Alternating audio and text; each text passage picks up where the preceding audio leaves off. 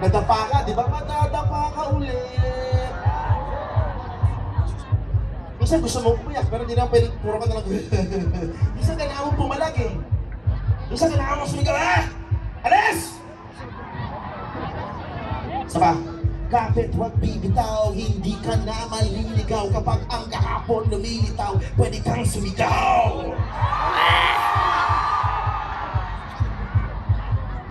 Huwag na huwag kang papayag na yung nakaraan mo, ibig pa sa'yo kung paano ka mamumuhay bukas. Parang Sir JP na yung mga Kalokohan yun, kalokohan yun. Walang karapatan ang kahapon na magdikta kung paano ka mamumuhay ngayon. Excuse me po. Matuto ka, tumayo ka, and be a better person.